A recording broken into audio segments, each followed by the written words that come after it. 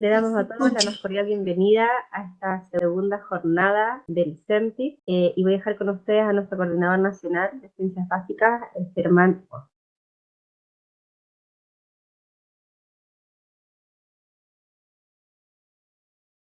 Hola todavía a todos, gusto en saludarlos y en saludarlas. Comenzamos ya entonces el segundo día del cuarto Congreso de Educación Matemática Técnica Profesional, este espacio que tenemos de reflexión, de discusión acerca de la educación matemática en contextos técnico-profesional y principalmente poniendo el uso de la matemática en el centro. Y bueno, ayer tuvimos la primera jornada donde tuvimos charlas realmente muy interesantes, ponencias de diferentes académicos a nivel nacional y latinoamericano, y también 4 talleres donde hubo una participación de muchos de los participantes dentro de las 4 opciones que se daban. Hoy en día vamos a tener también una charla magistral de Paola Balda, de Colombia. Vamos a tener en la jornada de ponencias, también vamos a abrir un espacio de 2 charlas doctorales, también de profesionales de la educación técnica profesional, para cerrar hoy día con los talleres en su segunda jornada. Sí, ya comenzamos con la presentación de Paola. Berni, ¿tú me mides ahí los tiempos?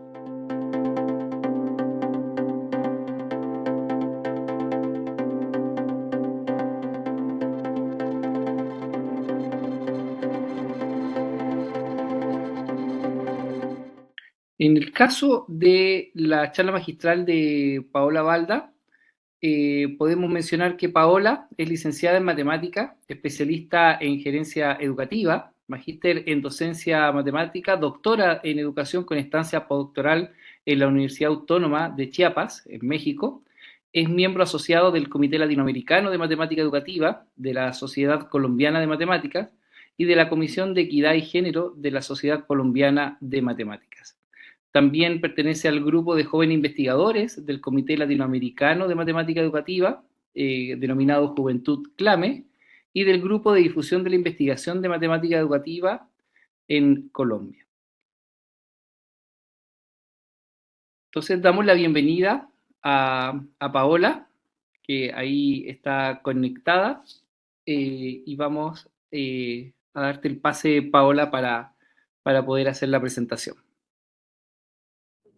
Hola Germán, muy buenos días a todos y a todas. No sé si me escuchan. Sí, Súper bien. perfecto. Bueno, muchísimas gracias por acompañarnos esta mañana. Creo que vamos a presentar el video, Germán. Sí, Sí, perfecto. Bueno, entonces nada, muchísimas gracias a todos y a todas por acompañarnos esta mañana. La idea es presentar esta ponencia que tiene un título muy ad hoc con el programa de nuestro evento el día de hoy, en el cual buscamos como hacer un reconocimiento a las formas matemáticas de pensar que hay en diferentes escenarios contextuales. Entonces creo que sin más, los voy a dejar con la ponencia.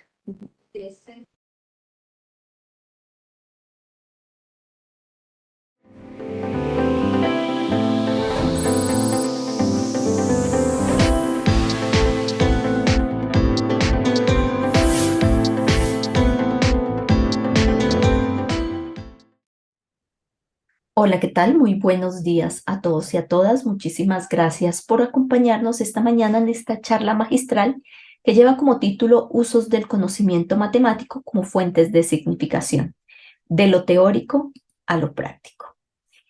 La elección de este título obedece a la postura teórica en la cual me voy a parar en este momento.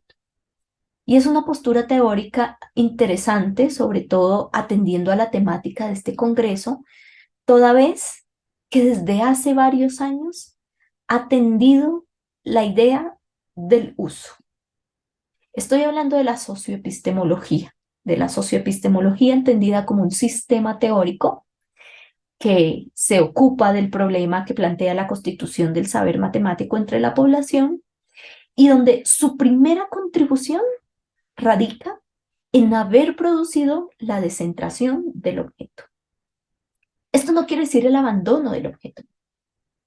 Esto quiere decir que la socioepistemología reconoce que la construcción social del conocimiento se da acompañada de unas prácticas, que existen unas prácticas que son base para la construcción del conocimiento y que acompañan esa construcción.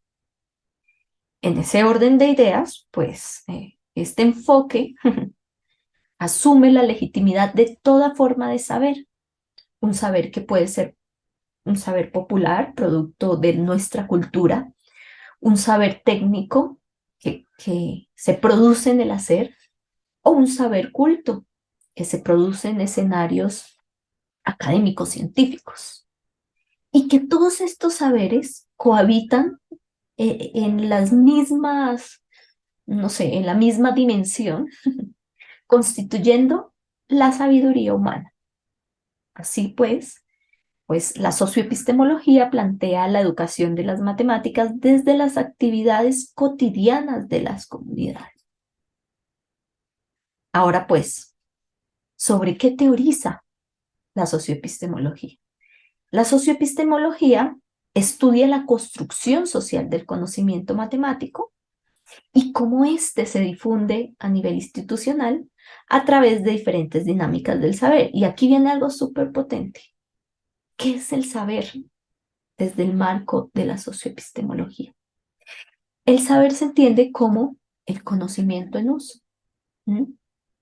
Aquí es cuando se introduce la noción de uso en este marco, no como una aplicación, sino en contraste con la noción de adquisición por aprendizaje.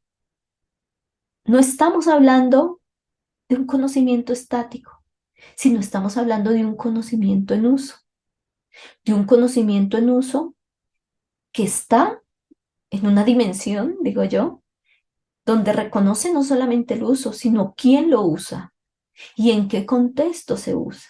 De aquí que se entienda que este estudio del saber se visibiliza o se analiza a través de lo que lo norma. No solo qué hacemos, sino qué nos hace hacer lo que hacemos. Entonces, la construcción social del conocimiento matemático presume abordar la dimensión de esa problemática generando epistemologías de prácticas, de usos y de funciones, pero no de objetos. Investigaciones dentro de la socioepistemología pues han desarrollado diferentes estrategias, todas ellas buscando circunstancias relacionadas con la generación del conocimiento matemático. Y esto ha apostado, por ejemplo, a reconocer la existencia de un triángulo didáctico distinto al que conocemos usualmente en el campo de la matemática educativa.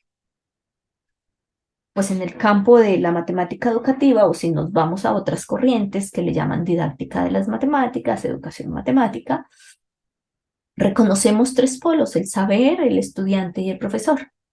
En el campo o bajo el marco teórico socioepistemológico, reconocemos tres polos distintos.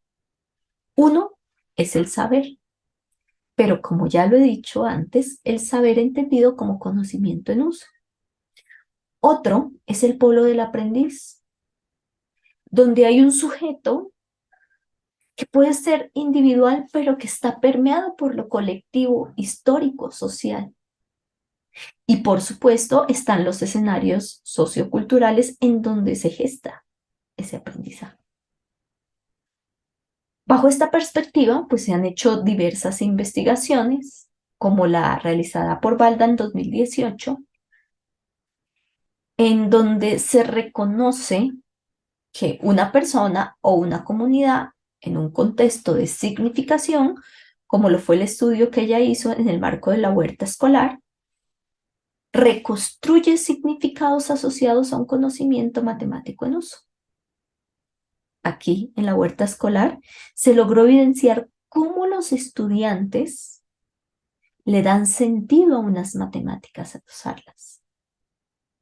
En ese orden de ideas, tal y como lo afirman Balda, Buendía y Tuyup, la resignificación otorga significado al momento de interactuar con el mismo objeto. En el caso de la huerta escolar, la relación con el objeto matemático era la proporcionalidad. Y los niños interactuaban con esta idea de lo proporcional, es decir, la proporcionalidad en uso, interactuaban en diferentes tareas, que aquí reconocemos como situaciones. Y eso le permitía no solamente darle un significado a la proporcionalidad, sino resignificarla en las diferentes situaciones. Es decir, estamos hablando de un uso que no es estático. Un proceso de construcción en el que la base de significación es el uso. Aquí hay un ejemplo de la investigación de Balda, donde claramente se logran evidenciar algunos asuntos relacionados con la proporcionalidad. Por ejemplo, en la tarea de regar, cuando los niños vertían agua en la tierra y reconocían que al vertir el agua, la tierra, digamos que adquiría cierto color y que había un color exacto que era el que permitía determinar que la tierra estaba o tenía la humedad necesaria para que la planta no fuese a morir. Ese color dependía o relacionaba la cantidad de agua con la cantidad de tierra.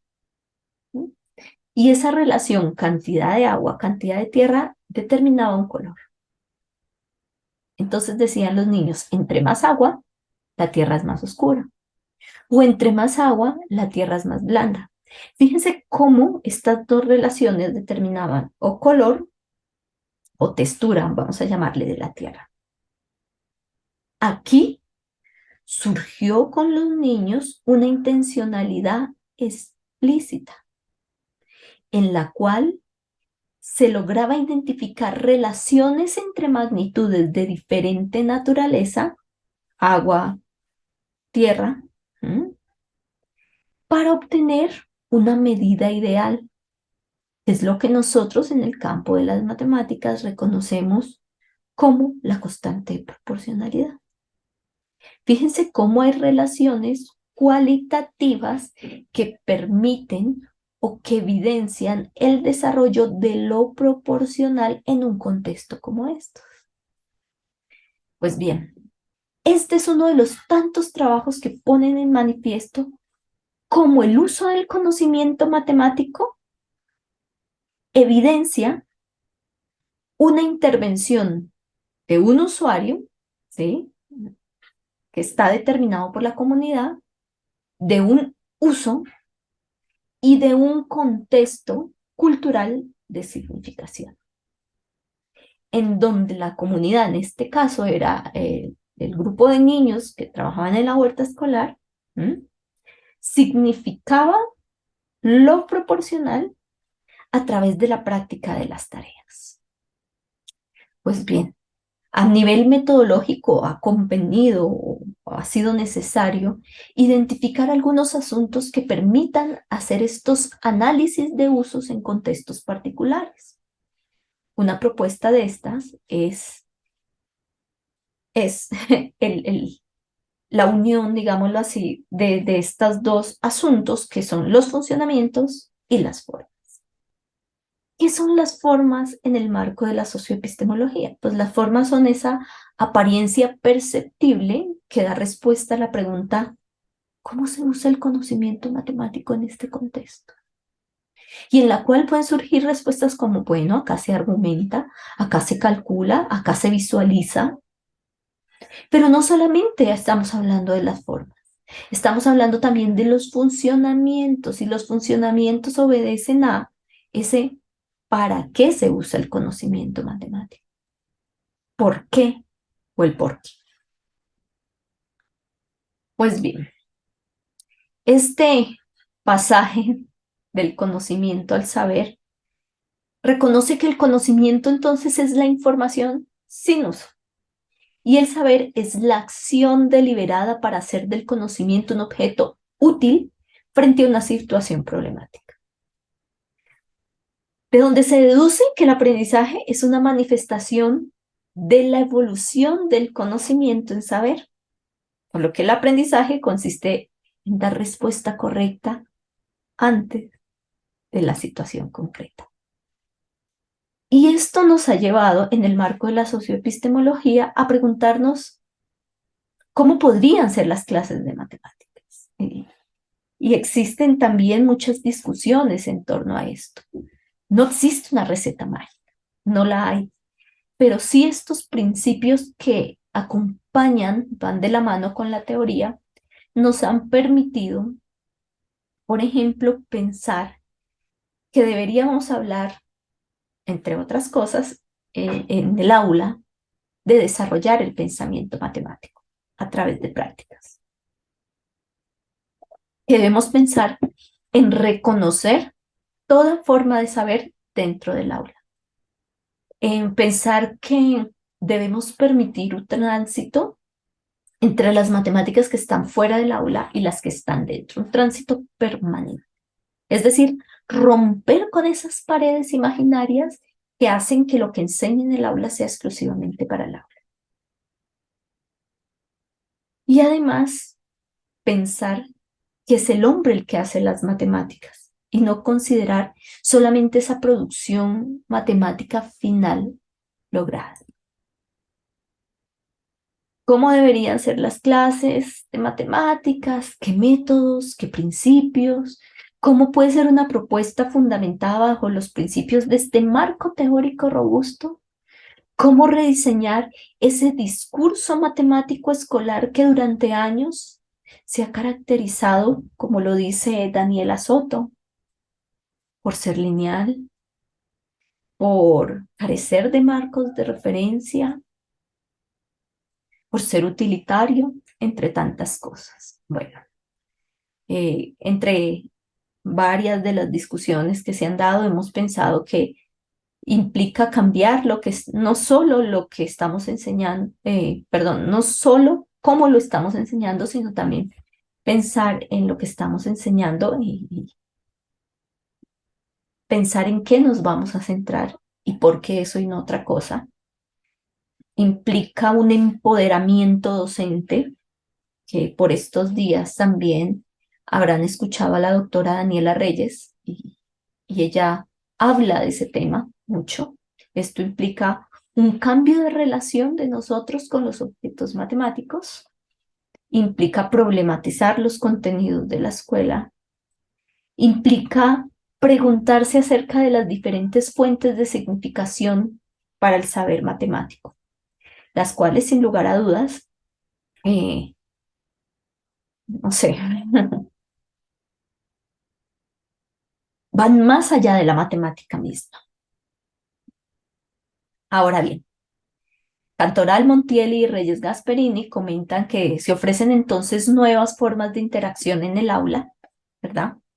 Donde los profesores y estudiantes asumen roles distintos y nuevas responsabilidades y se logra que el estudiante pues se apropie de lo que hace y que reconozca que no se trata de ser bueno o malo en matemáticas, no estamos hablando de eso, sino de participar, de hacer matemáticas, de reconocer que quizá en un aula de clase yo puedo decir, la respuesta me dio 5. Y otro niño pueda decir, no, a mí me dio 6. Y yo como maestra diga, ambas pueden estar bien. Dime tú qué pensaste para que te diera 5. Y empezar a indagar aquellas formas matemáticas de pensar que se construyen a través del uso, que permiten que el conocimiento matemático se resignifique continuamente a la luz del ejercicio intencional de prácticas. Como profesora de matemáticas de una escuela pública, he estado planteando algunas ideas acerca de cómo transformar esas prácticas en el aula o cómo nosotros podemos generar escenarios de aprendizaje de las matemáticas fundamentados en algunos principios de la teoría socioepistemológica, a través de una evolución pragmática, ¿no? Y yo le he llamado hasta el momento estructura para el aporte del rediseño del discurso matemático escolar. Es un asunto que aún está en discusión, pero que en lo personal me ha permitido aprender y sobre todo pensar en nuevos caminos para la enseñanza de las matemáticas. Y parto diciendo que el discurso matemático escolar ya lo ha caracterizado Daniela Soto, a quien también escucharán mañana, pero que además nos ha permitido durante mucho tiempo en la historia de los profesores de matemáticas tener una identidad. Casi siempre preguntamos a las personas cómo es un profesor de matemáticas y nos responde, es aquel que llega, da una definición, propone ejercicios, explica aplicaciones y luego propone más ejercicios. ¿Y qué pasa si rompemos con esa forma como enseñamos matemáticas en las escuelas? Y pensamos que como profesores necesitamos primero cambiar esa relación con el objeto matemático. ¿Qué me ha pasado a mí o qué he hecho últimamente? Que ha demandado mucho tiempo, claro está, pero también me ha permitido pensarme como profesora de una manera diferente, construir unos significados diferentes en torno al objeto, también yo, y replantearme algunas ideas sobre el conocimiento matemático mismo. Hace unas semanas me dicen en la escuela, Paola, este trimestre vas a trabajar con los niños de noveno, que acá en Colombia tienen alrededor de 15 años, ecuaciones. Todo lo que quieras ver de ecuaciones, lo vas a trabajar.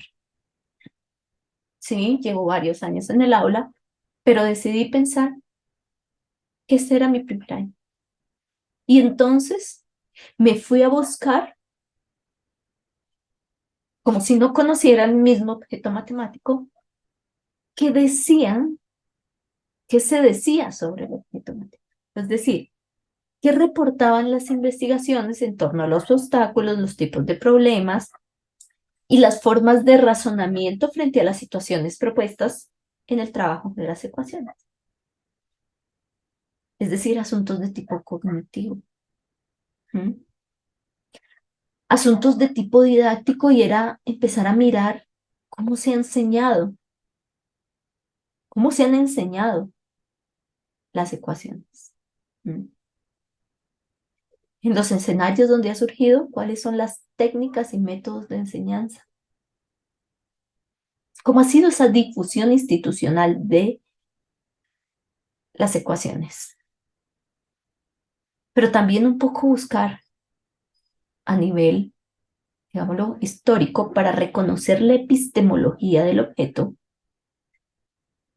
cómo se usaba inicialmente una ecuación, quiénes la usaban, por qué la usaban así y no de otra forma, qué permitió la evolución hasta lo que hoy conocemos como una ecuación, que lo planteamos entre x más 3 igual a 5 y entonces todo eso. Lograr identificar cómo los libros de texto involucran o trabajan las ecuaciones. Lograr identificar cómo en ese recorrido histórico las personas en diferentes culturas tenían unas prácticas que permanecen, yo voy a decir, prácticas invariantes, que en Babilonia hacían algo parecido a los chinos, ¿sí? Y entonces eso es lo que yo llamo las prácticas invariantes. Están haciéndose aquí y están haciéndose acá.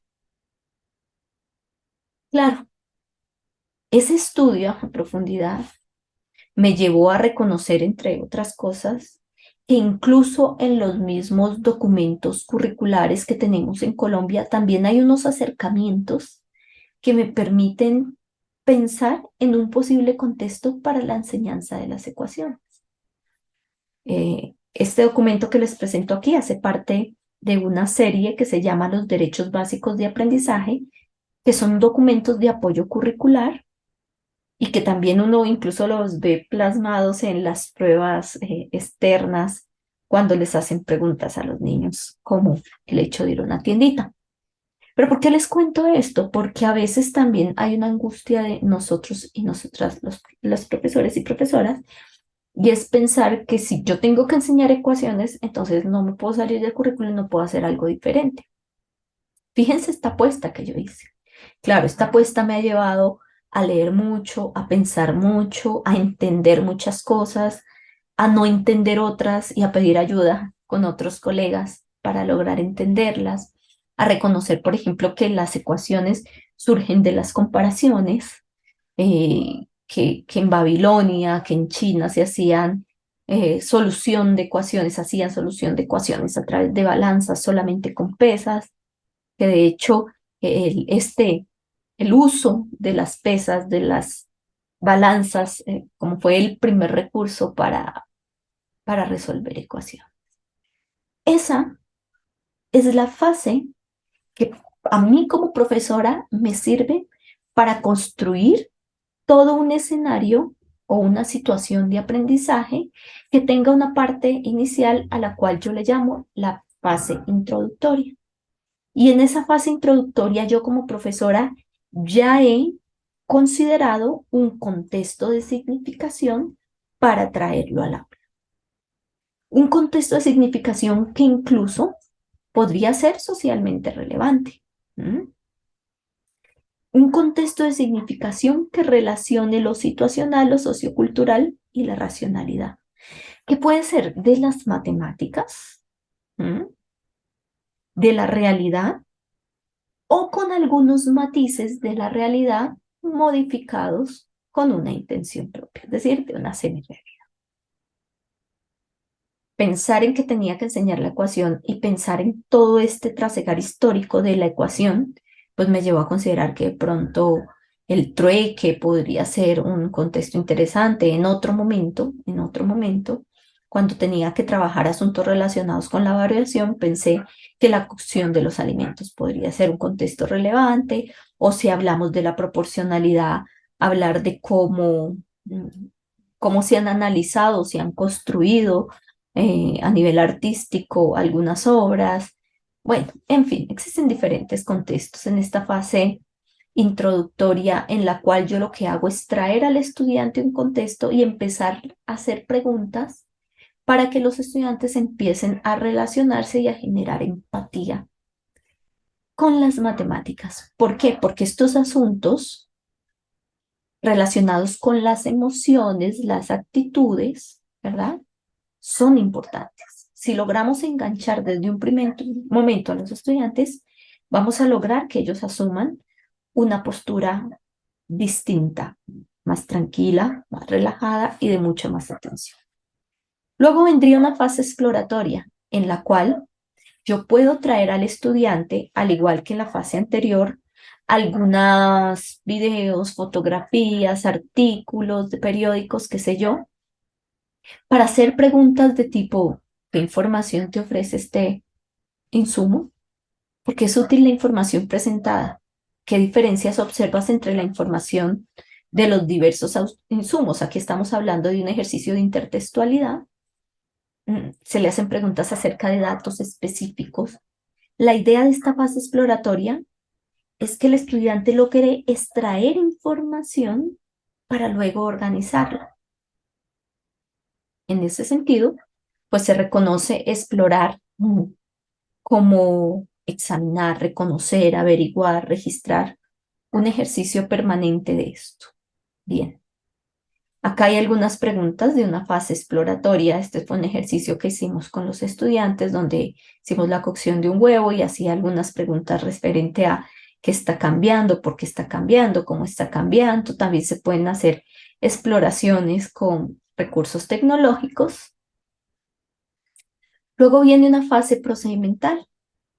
En esta fase procedimental, pues lo que nosotros hacemos es que ya una fase introductoria donde enganchamos al estudiante con preguntas que no necesariamente tienen que ver con matemáticas. Hay una fase introductoria donde ya empezamos a hacer preguntas que lo que buscan es que el estudiante reconozca todas las variables de ese contexto situacional para trabajar en ellas. Y luego viene esta fase procedimental, perdón, donde efectivamente los estudiantes ya empiezan a organizar la información y a generar hipótesis de aprendizaje. Fíjense que bajo esta premisa o en este trasegar, los estudiantes están desarrollando el razonamiento abductivo. ¿Qué significa esto? ¿Cómo se relaciona con esto? ¿Cómo podrías comparar esto? ¿Qué sucedería si? Es decir, estamos permitiendo, perdón, que los estudiantes produzcan anticipaciones, que comparen, que equivalgan, que construyan argumentos que convenzan a las otras y a los otros acerca de los procesos matemáticos que nos permiten construir un conocimiento. Se les pueden hacer preguntas relacionadas con la generalización. Esto es súper potente porque en este momento estamos permitiendo que entre a la escuela el saber sabio, el saber técnico y el saber culto para generar hipótesis, es decir, suposiciones de algo posible. Es decir, explicaciones, perdón, tentativas al fenómeno investigado formuladas a través de proposiciones. Estos son algunos ejemplos de algunas hipótesis que han creado mis estudiantes cuando pues trabajo atendiendo a este asunto. Luego viene una fase de consolidación. Entonces, en la fase de consolidación lo que nosotros hacemos es que el estudiante ponga a prueba su construcción, es decir, que convierta esa hipótesis en un conocimiento factible. Que exponga ante los otros, que convenza a los otros esa forma de proceder. ¿Cuál podría ser un ejemplo de? ¿En qué otros escenarios se podría visibilizar esto? Fíjense que estamos hablando de un tránsito de un conocimiento matemático en un escenario o en una situación que es válido acá, pero que también podría ser válido acá, y entonces estamos generando resignificaciones del conocimiento matemático en un escenario como estos. Entonces, como profesores, preparamos preguntas como, no sé, como una verdad, o sea, preparamos preguntas que permitan que el estudiante reconozca eso que hizo como una verdad. Y entonces ya emanan asuntos relacionados con algoritmos, con procesos, qué sé yo. Luego viene la parte de ejercitación. Esa parte de ejercitación es cuando los estudiantes resuelven situaciones, ¿sí? Y cuando los estudiantes usan ese conocimiento que en algún momento fue hipótesis, pero ya es avalado por la comunidad, ¿sí? Para lograr replicarlo en otros escenarios. Y lograr replicarlo implica, sí, hacer ejercicios, sí, utilizar técnicas, estrategias, métodos, hacer competencias con juegos, con diferentes recursos, qué sé yo. Y hay una parte súper importante de este proceso que podría resultar la fase final, que es el proceso de la autoevaluación. Bueno, ¿y tú qué aprendiste?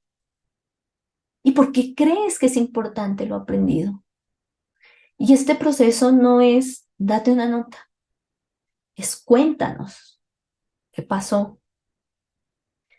Y alguien se preguntará, bueno, pero esta es la única forma de evaluar este proceso. Pues no, pues no. Este proceso demanda de un seguimiento del profesor o la profesora permanente, es decir, la estrategia de evaluación debe ser formativa. Y la estrategia de evaluación formativa se da de manera continua, en la búsqueda de la interpretación que ponga en evidencia el logro de los estudiantes o que ponga en evidencia en qué momento los estudiantes se quedaron atascados para proponerles acciones o preguntas particulares intencionales dentro de un contexto de significación creado en este marco para que el estudiante se desatasque. ¿Qué entiendes por qué te lleva a hacer lo que haces? ¿Por qué lo hiciste así? ¿Verdad? Pero estos asuntos de la enseñanza de las matemáticas son delicados, toda vez que implican, digo yo, que como profesores y profesoras nos ubiquemos no solamente dentro de una postura teórica, sino que reconozcamos los principios de una postura con la cual nos identifiquemos para hacer propuestas, pero que, digo yo, me gusta utilizar este término, un poco coqueteemos, ¿m?, con otros asuntos teóricos que permitan robustecer nuestras propuestas. En mi caso personal, como profesora de matemáticas en una escuela pública en Colombia, pues he generado algunas situaciones de aprendizaje bastante interesantes, como esta que yo le llamé Dime cuánto gastas y te diré dónde vives, donde el contexto de significación era precisamente estos asuntos relacionados con cuánto gastamos, ¿sí? Cuánto gastamos mensualmente en un hogar. Y pues se proponen a los estudiantes eh, lecturas, videos, incluso memes. Yo tengo un proyecto que se llama Las Mates con Humor Entran, donde utilizo muchos memes en el aula de clase, entonces también le meto ruido a estas situaciones de aprendizaje con los memes, pero también reconozco que estos contextos de significación en muchas ocasiones tienen que convertirse también en contextos socialmente relevantes para los estudiantes, es decir, que no sea de interés para mí porque soy la profesora, sino que sea de interés para el niño o la niña también reconocer qué está pasando con eso. En ese orden de ideas, pues también he incorporado algunos asuntos de la enseñanza de las matemáticas para la justicia social, en particular algunos lineamientos que hablan sobre los asuntos que se deben trabajar cuando queramos que la clase de matemáticas se convierta en un escenario también donde los estudiantes asuman una postura crítica frente a una realidad, donde los estudiantes y las estudiantes sean capaces de recibir una alfabetización matemática, óigame bien, muy parecida a la de Freire, pero reconocemos una alfabetización matemática más bien desde la postura de Skotmos, quien afirma que esta alfabetización implica una capacidad de leer el mundo con las matemáticas que tenemos, pero también de transformarlo en escenarios dentro de una clase de matemáticas democráticos, donde todos y todas tengan la oportunidad de participar sin temor a ser juzgados. Y es que cuando el niño dice 3 y el otro dice 5 y el otro dice 7, empezar a decirles, está muy bien, ¿por qué te dio 5? ¿Por qué te dio 7? ¿Por qué te dio 9? ¿Por qué te dio 8? Para mí lo importante es que argumentes muy bien, nos permite que se den otras construcciones, pero también otras relaciones con las mismas matemáticas, es decir, una transformación de los imaginarios de los niños respecto a lo que son las matemáticas y para qué me sirven en la vida real. Esta es una situación, como ya les digo, que implementé con los estudiantes de grado noveno, atendiendo a cada una de las fases que les conté, donde, repito, para el diseño tomo algunas cuestiones de la enseñanza de la matemática para la justicia social, de mi proyecto de las mates con humor entran y de esta propuesta que les acabo de plantear, que yo en algunos escenarios académicos le llamaba una estructura pedagógica para la enseñanza de las matemáticas. Pues bien, algunas producciones personales son estas y estas algunas referencias utilizadas en la presentación. A todas y todos muchísimas gracias por su atención y quedo atenta a las preguntas que surjan de este escenario.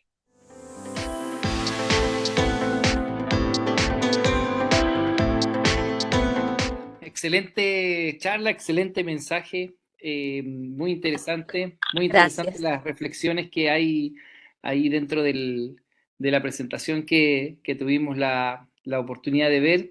Vi que ya habían preguntas ahí en el chat para poder realizarte, así es que vamos a dar también la posibilidad de que puedan levantar ahí la mano para poder plantear algunas preguntas que tengan. Y no sé si tú tienes acceso, Pau, a poder mirar las preguntas que están en el chat.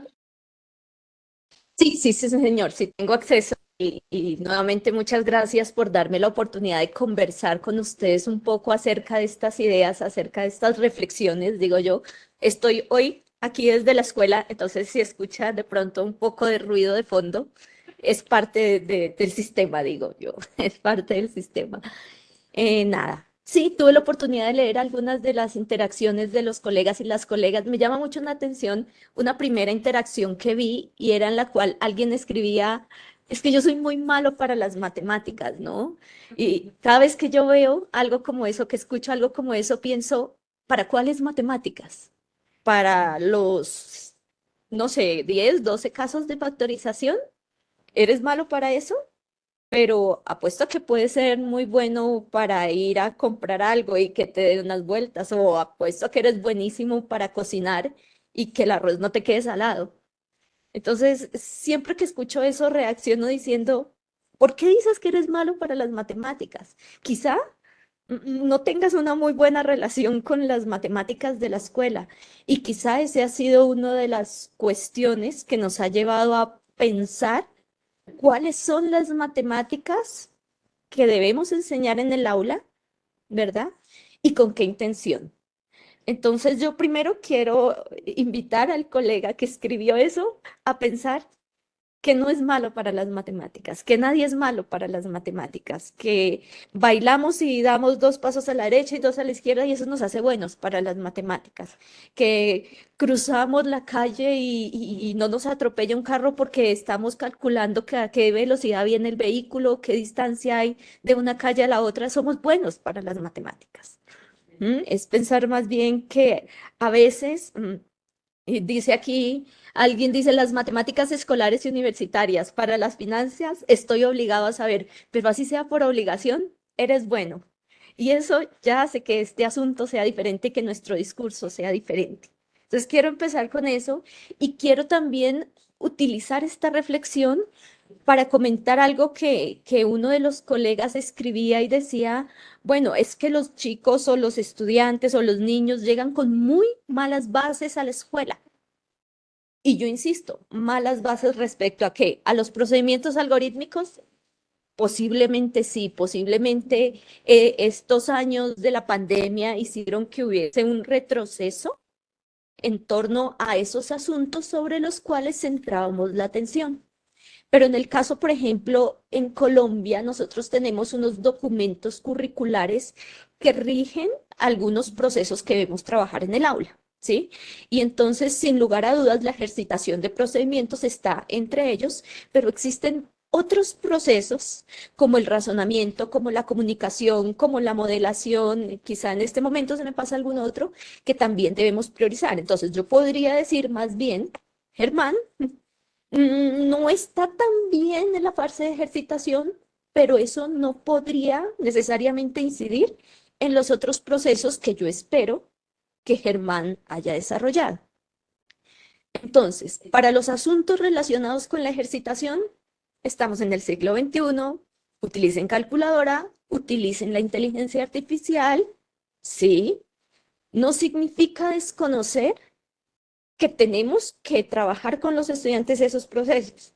Significa reconocer que estamos en un siglo donde podemos, digo yo, echar mano de esos recursos que tenemos y más bien darle prioridad a otros tipos de procesos matemáticos que desarrollen el pensamiento matemático en los estudiantes y que les permitan generar o que nos permitan a nosotros como maestros generar un proceso de alfabetización matemática. Esta es una idea que propone Skofmos, y él dice, y es que a mí me encanta, me parece la locura, vamos a alfabetizar matemáticamente a las personas. ¿Y qué significa alfabetizar matemáticamente a las personas? No es alfabetizarlas numéricamente, sino matemáticamente. Y es que yo voy a permitir o voy a generar escenarios como profesor o profesora para que mis estudiantes lean el mundo con las matemáticas que saben. ¿Mm? Ah, es que Germán fue hijo de una señora que cocinaba y aprendió matemáticas y aprendió asuntos de la proporcionalidad porque su mamá desde pequeño le enseñó. ¿Hay unas matemáticas que sabes? Sí. Es que Daniela fue hija de un carpintero y mientras creció en este contexto, él le enseñó medición.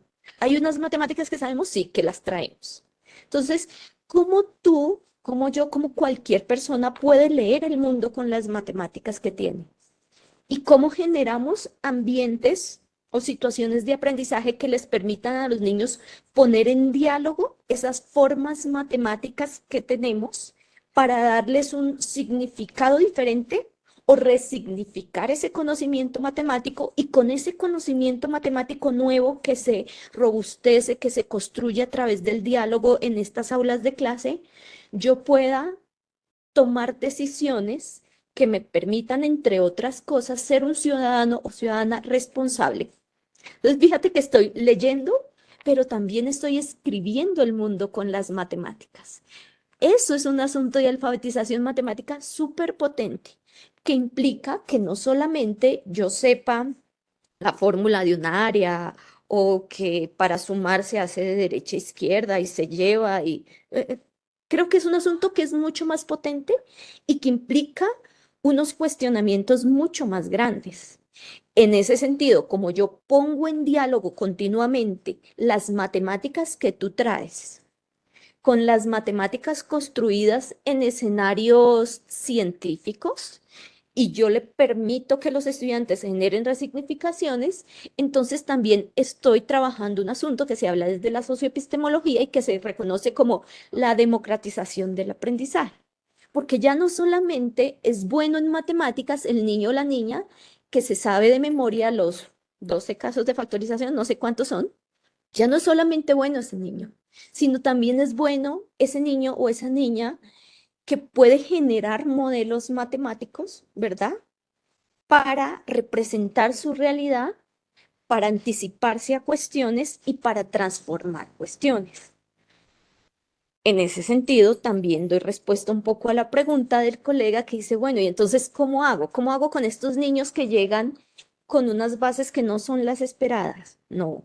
Empecemos a reconocer a este niño o a este joven esas formas matemáticas de pensar que tiene, que no están dentro de los currículos, para robustecer los discursos. ¿Eso qué implica?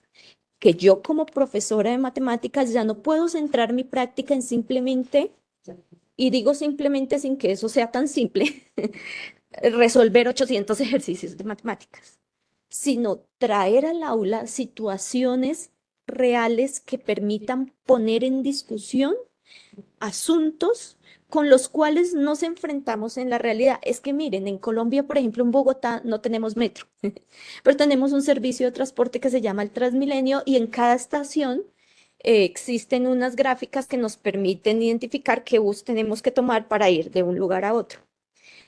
Y un día de estos yo entro al Transmilenio y veo con curiosidad cómo la gente no lee la gráfica, sino que la gente le pregunta a los chicos que están ahí de apoyo, ¿cuál bus debo tomar para qué?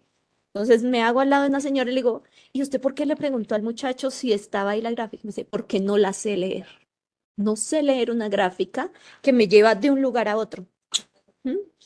Y esos son los asuntos que deberíamos trabajar en la escuela. ¿Mm? Y ese tipo de asuntos y asuntos relacionados con la realidad. Es que también me pasó alguna vez en una clase de matemáticas que estaba enseñando plano cartesiano, entonces dibujaba el plano, ubicaba dos lugares en el plano y le preguntaba a un niño que cuál era la distancia de la iglesia a la escuela. Entonces yo esperaba que utilizaba la fórmula y el niño me dice, profe, pero lo que tú me estás enseñando es mentira, porque esa no es la distancia real, porque para ir de la escuela a la iglesia yo no atravieso paredes. Entonces la distancia no es esa. La distancia es cuando yo sumo esto, más esto, más esto, más esto, y tú me estás hablando de una distancia.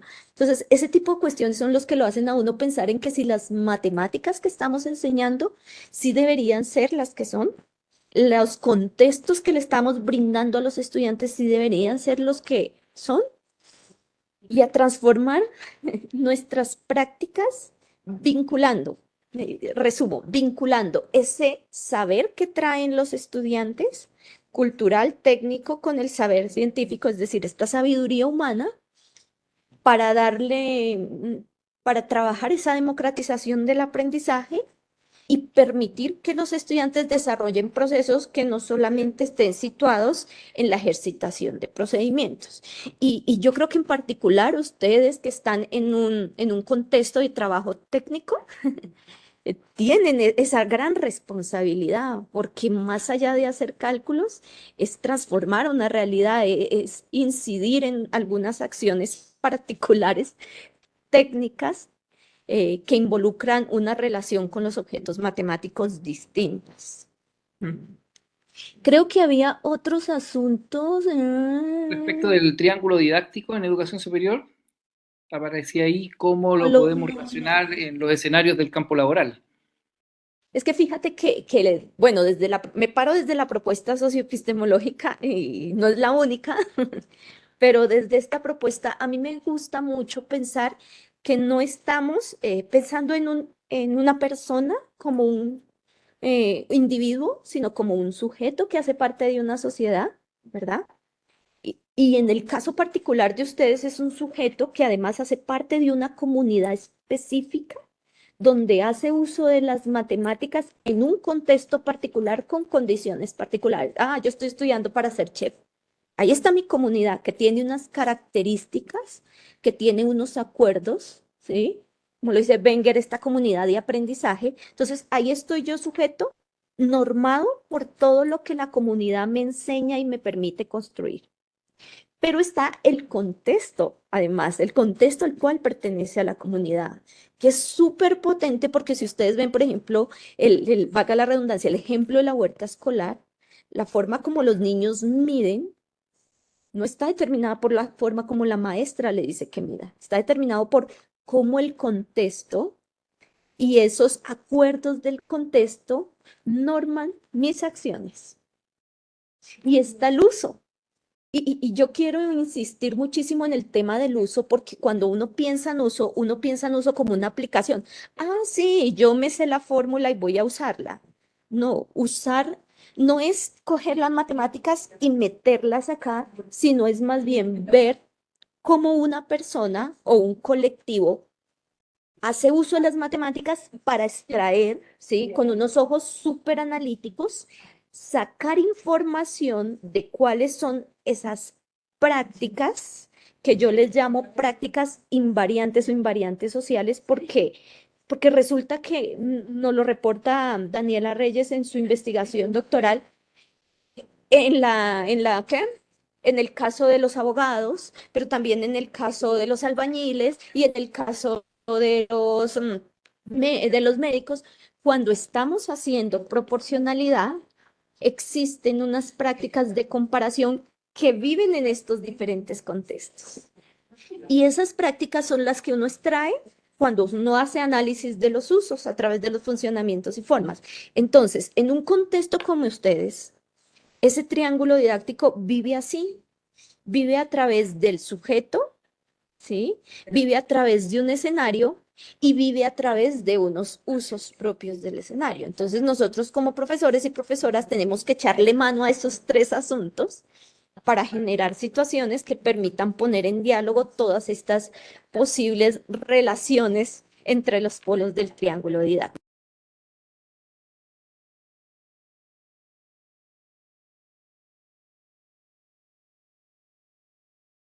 No sé si contesté, a veces también me emociono, ¿no? Entonces luego termino. Sí, sí, de todas maneras. Y me acuerdo también de una pregunta que ayer mencionaron a Daniela, donde ponían en el foco, en la discusión, las pruebas nacionales estandarizadas, que entiendo que también en Colombia hay algunas pruebas nacionales estandarizadas y cómo eso entra en juego precisamente con, con esto mismo que mencionabas tú. Cuando digo que es malo para las matemáticas, uno entra a reflexionar de decir, ¿es malo para qué matemática? Para la matemática de las pruebas estandarizadas, que es al final la que se le da validez en todo este sistema, o lo que hace precisamente estas pruebas estandarizadas nacionales es empujarnos a validar una única forma de de tener esa meta de aprendizaje de la matemática. Entonces, desde tu perspectiva, cómo estas pruebas nacionales estandarizadas finalmente van moviendo la aguja de la dirección hacia donde uno va caminando y donde finalmente toda la comunidad finalmente mira, no solamente la comunidad de profesores y profesores, sino que también el sistema completo educativo mira hacia allá. Mira que tú has tocado un tema que me gusta mucho. Bueno, todo me ha gustado mucho, pero este es un asunto que uno se pone a pensar. Como profesores, nosotros nos norma un poco el tema macrocurricular. Y el macrocurricular está determinado por todas las políticas públicas que nos dicen que debemos hacer. Y voy a decirlo así, desafortunadamente muchas veces las pruebas se convierten más que en un recurso de apoyo pedagógico, en un medio de angustia, que genera angustia en nosotros los profesores y las profesoras. Bueno, no sé qué pasa en Chile, pero en Colombia, si le va mal a tus niños en las pruebas, pues tú eres un mal profesor, ¿no? Entre otras cosas, tu escuela es mala. Entonces, este ha sido un sistema de atención. Afortunadamente, en Colombia, no sé qué esté ocurriendo en otros países de Latinoamérica, pero en Colombia las pruebas han dado un vuelco y ya no están centradas, por ejemplo, en evaluar procesos algorítmicos. De hecho, estos últimos semestres he estado vinculado con el ICFES, que es el Instituto Colombiano de Formación en Educación Superior y quien es quien diseña las pruebas. Y uno lo que sí logra evidenciar es que esta apuesta hacia la evaluación por competencias ha permitido desviar la mirada o descentrar la mirada de los objetos hacia unos asuntos que están relacionados con el saber hacer en contextos determinados. Entonces eso es un poco de parte de tranquilidad. Sin embargo, el hecho de que sean unas preguntas cerradas también implica que hayan otros ruidos ahí y son asuntos sobre los cuales nosotros siempre vamos a estar como en tensión. Ahora bien, no solo está lo macrocurricular, que son todas esas políticas, los lineamientos, las pruebas, sino que están unas tensiones que surgen a nivel mesocurricular. Y es en las instituciones mismas, cuando creamos nuestros proyectos pedagógicos, cuando creamos nuestras directrices pedagógicas institucionales, también hay otros asuntos que nos ponen en tensión, ¿sí? Y sobre eso debemos trabajar nosotros porque los profesores y las profesoras tenemos que tener voz en el diseño y elaboración de estas propuestas a nivel mesocurricular que determinan en estos procesos mesocurriculares, perdón, que determinan cómo van a ser las dinámicas microcurriculares. Y ahí viene el asunto más potente y el de mayor responsabilidad. Yo a veces digo, nosotros estamos dentro de un salón de clase y lo cerramos, y perdón que lo diga así, y a veces hacemos lo que queremos. Y eso está bien, porque ahí está la libertad de cátedra, normados por unos asuntos meso y por unos asuntos macro. Pero sin lugar a dudas, la tensión, estamos en continua tensión con lo que aparece en las políticas públicas y con lo que nos están diciendo las evaluaciones que nos que nos quieren evaluar. Entonces yo sí quiero como que hacer más bien una invitación, porque esto es algo que no podemos cambiarlo. Existen y van a existir buenos o malos, pero ahí están y nos van a seguir poniendo en tensión. Es como una invitación a que los profesores y las profesoras no nos quedemos en el aula, sino que más bien busquemos formas de intervenir en estos otros espacios meso y macrocurriculares, los cuales durante muchos años han estado sin nuestra voz. Y es que nosotros tenemos que permitir que nos escuchen. Y una forma de escuchar es empezar a participar en estos eventos, es empezar a escribir artículos, es empezar a golpear puertas para decir, miren, los profesores de aula que estamos hoy acá en la escuela con miles de niños, con miles de condiciones particulares, tenemos algo que contar, algo que decir y algo que aportar a esas construcciones macro. Interesante ahí la reflexión y yo creo que muchas y muchos los que estamos presentes en esta reunión nos hace sentido esas palabras, lo vemos reflejado. Creo que no debe ser tan diferente la realidad de Colombia a la realidad en general en Latinoamérica. Entonces, ya pasa a ser una problemática más bien geográficamente cada vez más grande, muy aclanada, yo creo, en el sentido del contexto propio de Latinoamérica. Pero yo, en ese sentido creo que hay varias corrientes que ya están empezando a abordar estos mismos espacios, como dices tú, el mismo espacio de la socioepistemología, que ha tenido ya una corriente y muy fuerte en las transformaciones, en el rediseño principalmente. Así es que eh, agradecerte, estamos justo en la hora, no sé, Bernardita ahí y Cristian me tiran las orejas con los tiempos. Así que agradecerte, Paola, en esta segunda oportunidad que has tenido la posibilidad de compartir tu experiencia, tu conocimiento acá con el público del CEMTIP, ahora en el 2023, ya no en pandemia. Y bueno, siempre está la invitación, siempre es un agrado escucharte y darte las gracias por haber aceptado la invitación a esta segunda jornada del cuarto congreso. No, muchísimas gracias nuevamente a ustedes por permitirme compartir estas reflexiones. Pido excusas por la ambientación, pero estoy en la escuela y eso es lo que me hace ser la profe Paola que hoy está aquí. Si no fuera por eso, quizá no estaría aquí.